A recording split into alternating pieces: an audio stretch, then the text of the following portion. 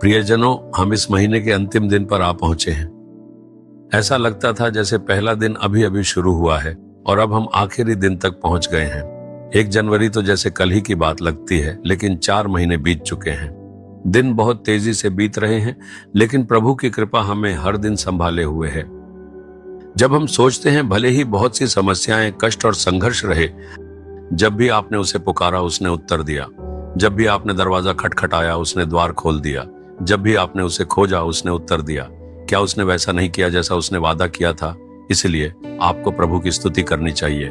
प्रभु, इस महीने को पार करने के लिए हमें अनुग्रह देने के लिए धन्यवाद। आप मेरे और मेरे परिवार के लिए अच्छे और पर्याप्त रहे हैं, इसके लिए धन्यवाद। आपको सबसे पहले प्रभु का धन्यवाद और स्तुति करनी चाहिए। फिर आज के लिए प्रभु का क्या वचन है? भजन संहिता 147 वचन 14 में परमेश्वर का वचन कहता है, वह यानी प्रभु तेरी सीमा में शांति देता है। वचन कहता है वह तेरी सीमा में शांति देता है और तुझको उत्तम से उत्तम गेहूं से तृप्त करता है। तुम्हारी सीमा क्या है? वह तुम्हारा परिवार है। यदि आप काम करते हैं तो आपका कार्यस्थल आपकी सीमा है। यदि आप व्यापार करते हैं तो आपका व्यापार स्थल आपकी सीमा है। यदि आप कोई सेवा कर रहे हैं तो आपकी सेवा का क्षेत्र आपकी सीमा है। जिन मामलों से हम जुड़े हैं उनमें शांति होगी। प्रभु इसे प्रदान करेगा। हालांकि दुनिया भर में कई युद्ध, हलचल, विरोध और समस्याएं हो सकती हैं, तुम्हारी सीमाओं में शांति होगी। यही परमेश्वर का वादा है।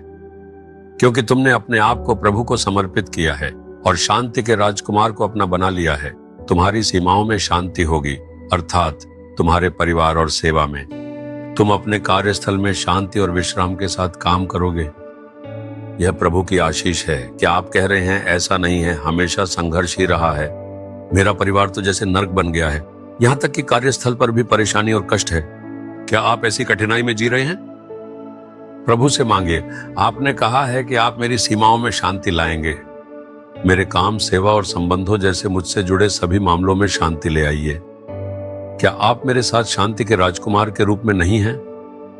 मेरी सीमाओं में शांति स्थापित कीजिए। ऐसा कहिए, तब बदलाव आएगा। वह आपको भर देगा और आपको आशीषित भी करेगा। आपको संतुष्टि मिलेगी। क्या आप अपने काम और सेवा में संतुष्ट हैं? क्या उसमें आनंद है? या आप अपना काम करते हुए बड़बड़ा रहे हैं, मेरे पास और कोई रास्ता नहीं है, मुझे काम करना ही है, क्योंकि हम गुजारा करने के लिए संघर्ष कर रहे हैं, इसीलिए हमें यह व्यापार या सेवा करनी पड़ती है। इसमें कोई आनंद नहीं है, लेकिन आपके पास आनंद, प्रसन्नता और संतुष्टि होनी चाहिए। यही तो प्रभु की आशीष है। अपने जीवन में भी प्रभु के वचन को अपना बना लें और प्रार्थना करें, मेरी सीमाओं में शांति स्थापित करें, मुझे संतुष्ट और आनंदित हृदय से अपना काम करने दें। अपने आप को इस तरह समर्पित करें, एक बदलाव आएगा। प्रभु की ओर देखें और उनसे कहें, प्रभु आप मेरी सीमाओं में शांति ला रहे हैं। मेरे कार्यस्थल, स्कूल, कॉलेज और सेवा की सीमाओं में शांति बनी रहे। एकता की कमी, संघर्ष, उलझने, दर्द और निराशाएं दूर हो जाए। शांति बनी रहे। मुझे संतुष्ट और आनंद के साथ अपना कार्य करने के लिए अनुग्रह दें। आपके वचन की आशीष बनी रहे। जो भी पुत्र पुत्री इस प्रकार प्रार्थना कर रहे हैं, आज से उनके जीवन में शांति बनी रहे, आध्यात्मिक परिवर्तन हो, संतुष्ट हृदय की आशीष मिले। मैं यीशु के नाम में प्रार्थना करता हूँ। आमीन, आमीन।